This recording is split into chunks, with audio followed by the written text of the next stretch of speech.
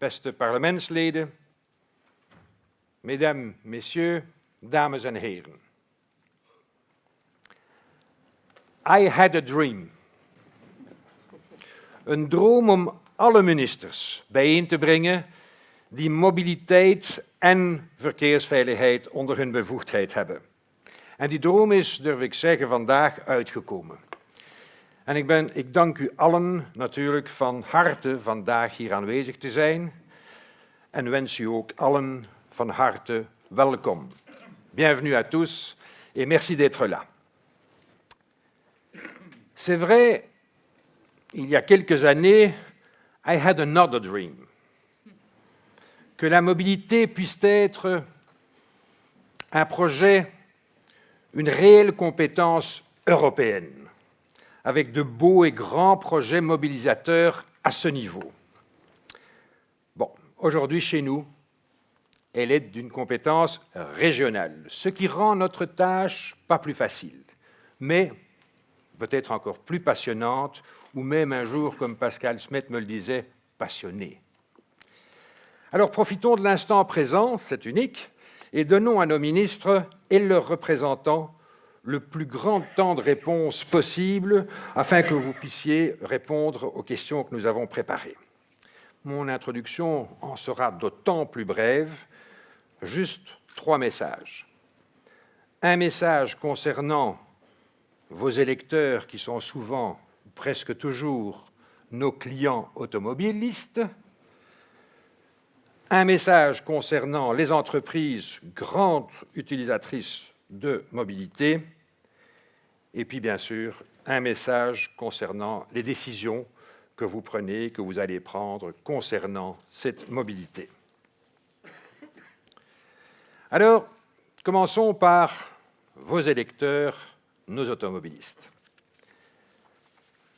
Nous recevons quotidiennement, peut-on dire, à travers les médias, des messages relativement négatifs, des attaques anti-auto, des affirmations du genre « la Y generation ne s'intéresse plus, ou en tout cas nettement moins à l'automobile, ne considère même plus l'achat, la possession d'un véhicule est plutôt pour l'autopartage. » Ou encore « la voiture de société, c'est celle qui fait tous les dégâts, c'est la grande responsable des embouteillages journaliers. »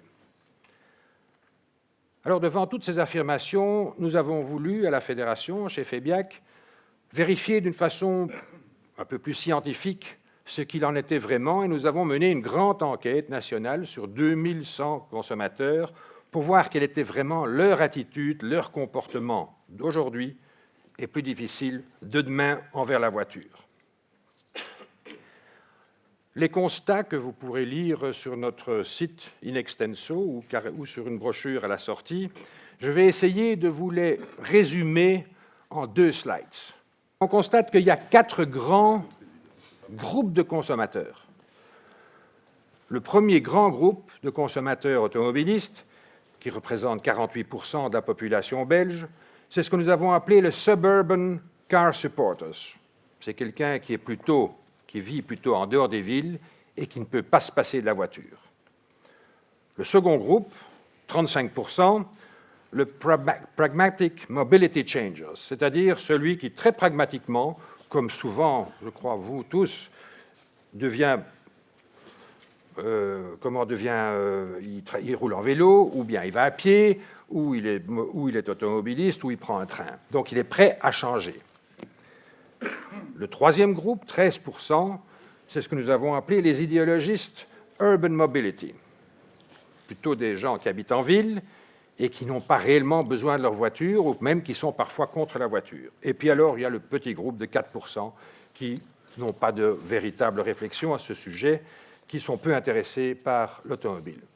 Meneer de ministers, dat is, denk ik, ongeveer uw visvijver, waar dat u kunt vissen. Et donc, à vous de choisir le meilleur appât pour choisir le plus grand groupe. Second slide, ce sont, je vais directement aux conclusions, les conclusions les plus importantes de cette étude.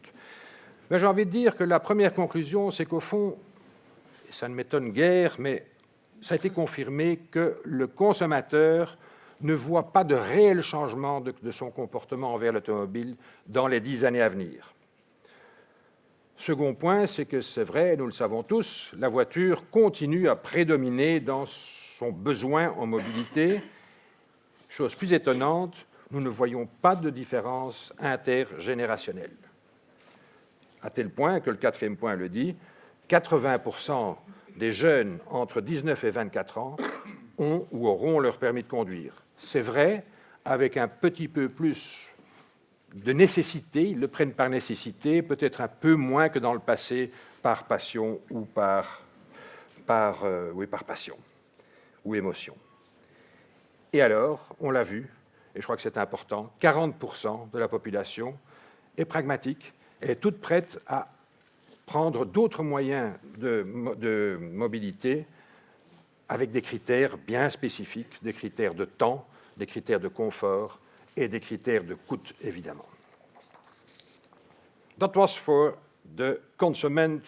Nu, wat betreft de bedrijven.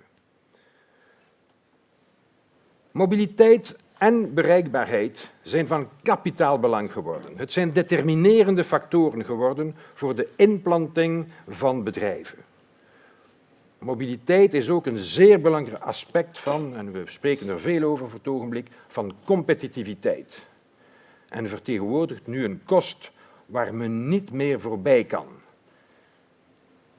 Bedrijven moeten dat proberen te controleren en op een economische manier te kiezen voor het meest doeltreffende transport. En het is juist dat voor bedrijven, het is zo dat voor de bedrijven inderdaad de bedrijfswagen een van de manieren is om de excessieve belasting op arbeid ergens te compenseren. Dat verklaart een deel van het succes van de company cars. Maar de ware reden, de grondreden, is dat een grote meerderheid van de werknemers bij gebrek aan valabel alternatief simpelweg een auto nodig hebben voor het werk en of voor de de woon-werkverplaatsing. Ze afschaffen betekent dus ze vervangen door privéwagens, die minder snel vervangen worden, die het park zullen doen verouderen, die dus meer vervuilend zijn en die inderdaad, dat moet ik wel toegeven, minder rendabel zijn voor onze sector, maar ook voor de staatskas. En bref, la très grande majorité de vos électeurs continue donc à demander une véritable automobilité, par besoin, mais heureusement aussi encore un peu par envie. Quant aux entreprises de notre pays, elles ont un besoin de mobilité efficace et robuste pour rester compétitives. Donc le troisième message, la conclusion, et pour vous, mesdames, messieurs les ministres, de derde boodschap, tenslotte, het besluit is voor u, mevrouw en meneer de ministers. Wanneer uw doel is om mobiliteit te promoten, doe dat niet met anti-auto of anti-trucksmaatregelen. Dit is niet enkel anti-auto, dit is anti-populair, maar dat wordt te dikwijls ook anti-mobiel. Doe het veeleer met middelen, complementaire maatregelen. Meer en beter openbaar vervoer. Meer en beter parkings aan de stations om commodaliteit te ondersteunen. Doe het via een modernisering van het wegennet, van onze weginfrastructuur, die gebruik kan maken van de connectiviteit in onze voertuigen, die mogelijk maakt om bij problemen, en het gebeurt dikwijls, het verkeer snel en robuuster te gaan herorganiseren. Et je comprends bien qu'il vous faut des moyens pour y parvenir. Et c'est, si vous vous souvenez, ce que FEBIAC a lancé comme proposition il y a près de 2 ans, juste avant les dernières élections, un tax shift pour la mobilité et non pas de tax lift. Remplacer, et j'insiste sur ce terme, remplacer les quelques 3 milliards de taxes actuelles telles la TMC ou la taxe de roulage par une taxation intelligente au kilomètre, d'un même montant et variabilisé, donc influençant le trafic, c'est-à-dire variabilisé en fonction du temps, je dirais peak time ou pas, en fonction du lieu, embouteillé ou pas. Et nous avons étoffé cette proposition avec les mesures sociales et éthiques nécessaires. Nous y dégageons également dans cette étude.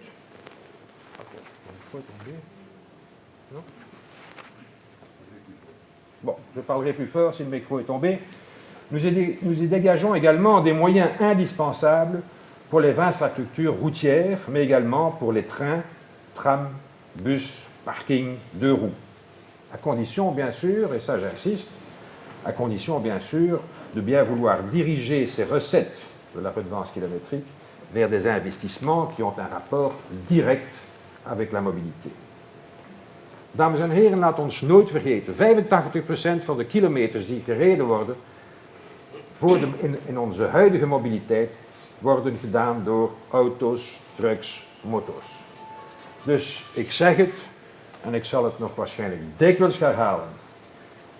If the car, the truck, the motorcycle is indeed part of the mobility problem, it is also the major part of mobility solutions.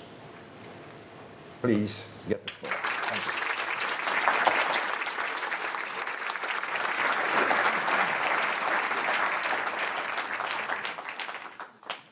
Beste dames en heren, graag nog 1 klein minuutje van uw tijd. Ik geef zo dadelijk het woord aan mijn collega Joost van Tomme, onze directeur Public Affairs, die het debat zal modereren. Daarna zal onze afgevaardigde bestuurder Luc Bontemps de round-up doen en een aantal conclusies formuleren. Mais vous aussi, vous pouvez participer au débat, et ce via Twitter en utilisant, je change de slide, voilà, en utilisant le hashtag FEBIAC15. Vos tweets seront affichés ici même à l'avant. Et si le temps nous le permet, les tweets les plus pertinents seront inclus dans la discussion. Zoals ik al zei, we willen de tijd strak in het oog houden en het debat pittig en levendig krijgen. Daarom is de tijd die elk van onze gasten krijgt ook beperkt. Maar mijn collega Joost van Tomme, die het debat modereert, die vertelt u daar zo dadelijk meer over. Joost, the floor is yours.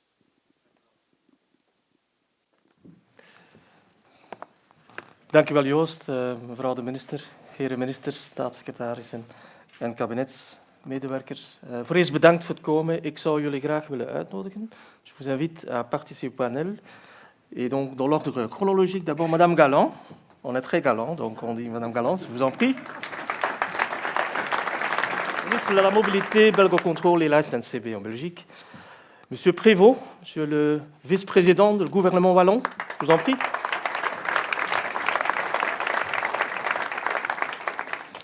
Ensuite, M. Pascal Smet, alsjeblieft Pascal. Okay. Meneer Yves Bastaert. Yves, alsjeblieft. Kabinetchef van mevrouw De Baets voor het Brussels Hoofdstedelijk Gewest. Dan gaan we naar Ben Wijts, minister van Mobiliteit van de Vlaams Gewest. Alsjeblieft. Et en finale, M. Melin, chef de cabinet adjoint du ministre Carlo Di Antonio, du gouvernement wallon.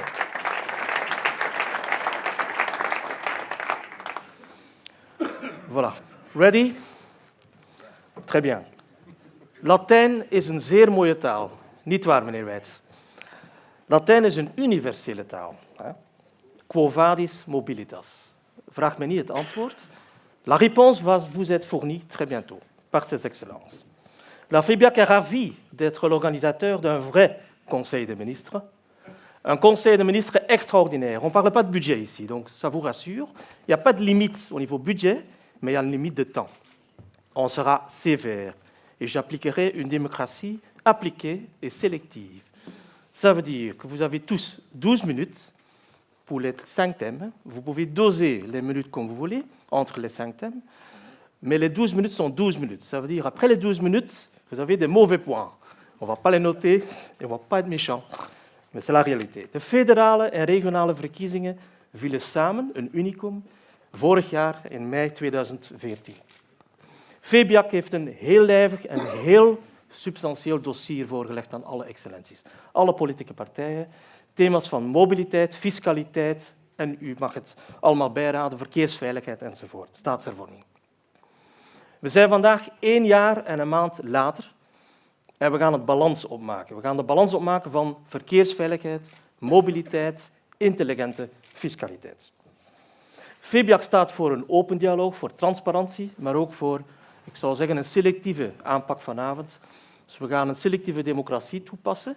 Als mensen een klein beetje derailleren, niet de trein, maar de personen, dan gaan we dat wel even voor tussenkomen.